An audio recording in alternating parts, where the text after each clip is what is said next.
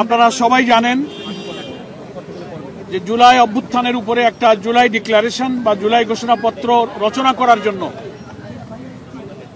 বাংলাদেশ সরকারের পক্ষ থেকে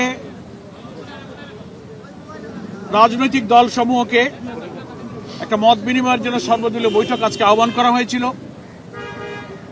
বাংলাদেশ জামাত ইসলামী পক্ষ থেকে আমরা আজকে এই সর্বদলীয় বৈঠকে যোগদান করেছিলাম। আমরা 4 সদস্যের প্রতিনিধি এখানে অংশ নিয়েছি।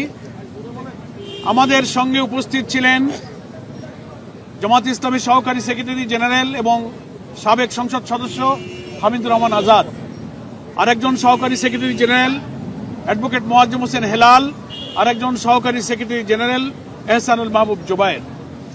আমরা আজকের এই সর্বদলীয় বৈঠকে আমরা আমাদের মতামত পেশ করেছি।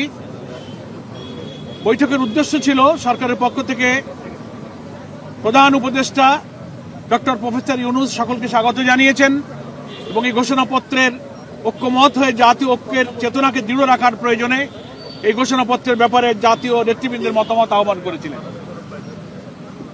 সেখানে উপস্থিত রাজনৈতিক দল এবং ব্যক্তিত্বের পক্ষ থেকে তারা সুচিন্তিত মতামত পেশ করেছেন, আমরা আমাদের মতামত পেশ করেছি। যদি আমরা মোটা দাগে কনসাইজ করে আজকের বৈঠক সম্পর্কে বলতে চাই, তাহলে প্রথম কথা হলো যে উপস্থিত সকল রাজনৈতিক দল জুলাই অভ্যুত্থানের চেতনা এবং এই জাতীয় ঐক্য ধারণ করে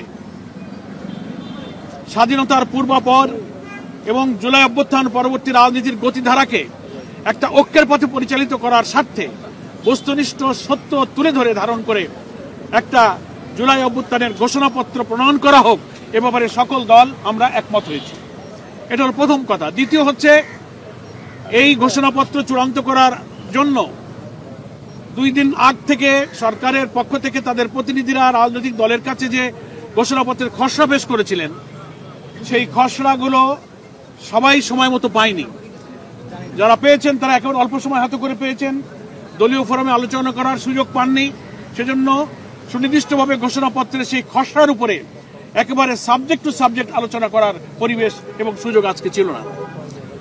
সংস্কার এবং ঘোষণাপত্র ইত্যাদি বিষয়ে টোটাল কাঠামোগত ব্যাপারে, তার থিমের ব্যাপারে, দর্শনগত ব্যাপারে, এর হোমওয়ার্ক কিভাবে হওয়া উচিত, কেন এটার প্রয়োজন হলো, এই সমস্ত সামগ্রিক কিছু আলোচনায় রাজনৈতিক নেতৃবৃন্দ অংশগ্রহণ করেছে। আমরা পরামর্শ দিয়েছি যে সরকারের এমন একটা মূল্যবান দলিল তৈরির পেছনে কোনো অস্থিরতা, কোনো অসঙ্গতি, কোনো সমন্বয়হীনতার প্রয়োজন নেই। ধীর স্থিরভাবে আমাদের এই ঘোষণাপত্র প্রণয়নের জন্য প্রত্যেকটি রাজনৈতিক দলের সঙ্গে সরকারের এক্সচেঞ্জ অফ ভিউজ হওয়া দরকার, মত বিনিময় হওয়া দরকার। এবং অনেক মৌলিক জিনিস এই কাঠামোর মধ্য থেকে বাদ পড়েছে। বাংলাদেশে ইসলামী শক্তি একটি বিশাল ইসলামী শক্তি। এই ফ্যাসিবাদ বিরোধী আন্দোলনে তাদের যে অসাধারণ ত্যাগ, বহু মানুষকে শহীদ করা হয়েছে, নিরীহ নিরপরাধ নেতৃবৃন্দকে ফাঁসিতে ঝুলিয়ে হত্যা করা হয়েছে, গুম করা হয়েছে, ক্রস ফায়ারে নেওয়া হয়েছে। এই সত্য ইতিহাসগুলো ঘোষণাপত্রের কাঠামোর মধ্যে স্থান পায়নি। আমরা আয়না ঘরে গুম করা হয়েছে এবং অনেক মৌলিক জিনিস এই ইতিহাস থেকে যেন বাদ না পড়ে যায়, সে ব্যাপারে আমরা সরকারের দৃষ্টিতে আমরা এনেছি অনেক কথা। এবং আমরা বলেছি যে একটা প্রসেস, একটা প্রক্রিয়া এমন হওয়া দরকার যেন রাজনৈতিক দল এবং সকল স্টেক হোল্ডার এখানে মতামত দিতে পারেন।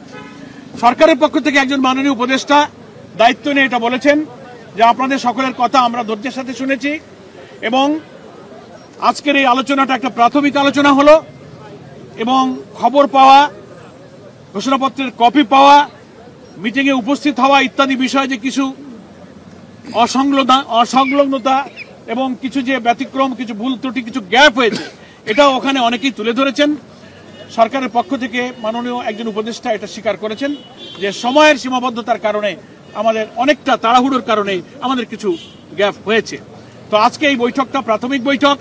আজকে আপনারা যে মূল্যবান মতামত দিলেন, এটাকে কনসাইজ করে আমরা আবার আপনাদের সেকেন্ড ফেজে আপনাদের সঙ্গে মত বিনিময়ের জন্য আপনাদেরকে আমরা আহ্বান করব।